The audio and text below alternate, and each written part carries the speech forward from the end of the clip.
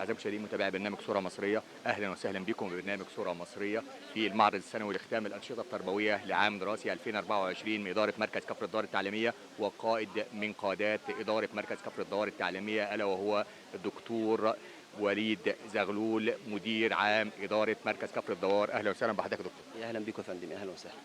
دكتور، احنا شفنا النهارده المعرض الختامي للانشطه، وشفنا الاقبال، وشفنا ما شاء الله التفاعل والمدعوين وكل بيشيد بالمعرض. كلمنا بقى على المعرض ودور حضراتكم في المعرض. بداية بنشكر حضراتكم الأول على حضوركم معانا النهاردة في المعرض. بس المعرض ما نجحش إلا بأبناء كفر الدوار، لأن فعلا احنا عندنا فريق عمل محترم جدا جدا بقيادة الرجل الخلوق الأستاذ علاء صدقة المشرف العام على المعرض، وكان معاه فريق عمل محترم خالص خالص من الإدارة التعليمية، كلهم بيحبوا إدارة مركز كفر الدوار. علشان كده المنظر اللي حضرتك شفته والإنجاز الجميل الرائع كان نابع من إن هم بيحبوا بعض في إدارة مركز كفر الدوار. حضرتك يا فندم، احنا شفنا حاجات ما شفناهاش في المعارض التانية او المعارض السابقه.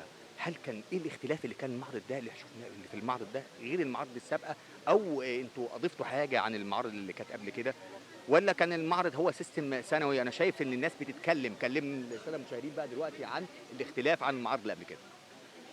هو طبعًا المعرض السنة دي مختلف، لإن إحنا زي ما قُلت لحضرتك شغالين بحُب، فكل واحد فيهم أنا أعطيناه فرصة إن هو يبتكر ويبدع في الفقرات اللي هيقدمها في المعرض، فعشان كده ظهر بالمنظر الجميل اللائق اللي أنا على المستوى الشخصي بصراحة باتشرف إن أنا موجود في إدارة مركز كفر الدوار التعليمية. فندم، حضرتك بخيادة حضرتك احنا بنقولوا مصر ولاده، وشفنا ان اداره مركز كفر الدوار النهارده في التكريمات حضرتك بتكرم اوائل، ومش اوائل اداره فقط، لا اوائل جمهوريه وفي مراكز متقدمه من الجمهوريه. يعني دول اولادنا، تحب تقول لهم ايه؟ طبعًا بنبارك لهم وبنحييهم ودول نبذة بسيطة من إدارة مركز كفر الدوار، عندنا طلبة متفوقة في جميع المجالات، أنا عندي ما شاء الله نجم مصر في السباحة من الطلبة المعاقين ما شاء الله عليه، حاصل على ميدالية ذهبية على مستوى الجمهورية، وواخد مركز على مستوى العالم، فطبعًا عندنا مواهب وتحدي القراءة وفي جميع الأنشطة عندنا مواهب جميلة جدًا في إدارة مركز.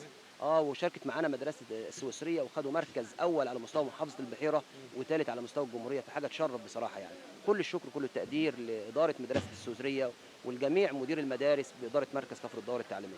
كلمه بقى حابب تقولها بقى بعد النجاح اللي انتوا حققتوه النهارده؟ انا عارف حضرتك مرهق بعد نهايه عمل شاق ومضني، بس ثمرته النجاح. فكلمه تقولها بعد النجاح اللي حققتوه النهارده.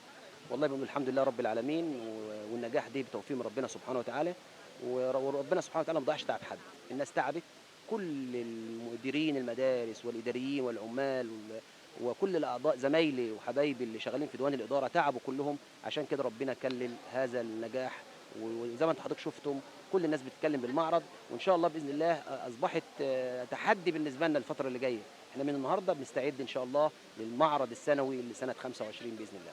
احنا بنتمنى لكم التوفيق وتصلوا على هذه الوتيره ومن نجاح لنجاح ودايما في تقدم ان شاء الله. دكتور وليد، شكرا جزيلا لحضرتك. حبيبي أشكركم وأنتم نورتونا النهارده، وإن شاء الله بندعوكم للمعرض السنوي لختام الأنشطة سنة 25 بإذن الله. ان شاء الله ان شاء الله يا فندم نكون موجودين، ونبارك لك بالنجاح برضه. شكرا جزيلا دكتور وليد. شكرا يا فندم، شكرا نورتونا. أعزائي المشاهدين، ده كان لقاءنا مع دكتور وليد زغلول مدير عام إدارة مركز كفر الدوار التعليمية ومعرض السنوي لختام الأنشطة التربوية للعام الدراسي 2024. شكرا لكم ونلقاكم وفاصل قصير وضيف آخر وبرنامجكم صورة مصرية.